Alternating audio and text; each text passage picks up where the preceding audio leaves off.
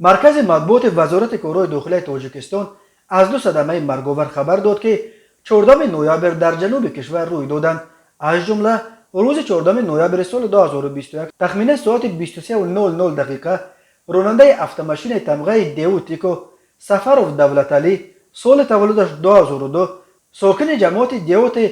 قرمی شوی نویه تیمور ملک هنگام حرکت از سمت نویه تیمور ملک به سمت نویه دنگره در حدود موضع تکشون جماعت دیوت شریف نویه دنگره از عهده اداره واسطه نقلیات نبر آمده به چوخوری 60 متر چپ شده است. در نتیجه خود راننده سفرov و مسافرش رحمان علی زاده محمد صالح اعظم خان سال تولدش 2002 ساکن جماعت دیوت قرمی و نویه تیمور ملک جراحت گوناگون جسمانی برداشته در بیمارخانه به هلاکت رسیدند. متاسفانه 15 نوامبر سال 2021 تخمین ساعت 12:40 دقیقه راننده автомашین تمغه اوپل استرا قاسم فردوسی محمدویچ سال تولدش 1990 ساکن جماعت شهرک وخش نویه وخش هنگام حرکت از سمت نویه وخش به سمت شهر باختر در حدود جماعت دیهات مهنت آباد نویه کوشانیان از عهده اداره واسطه نقلیات نبر آمده پیادهگرد نابالغ رضایف علی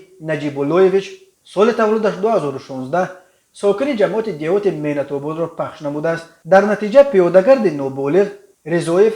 جراحت‌های وزنی جسمانی برداشته در بیمارخانه به هلاکت رسیده است. از روی حادثه‌های مذکور تحقیقات ادامه دارد.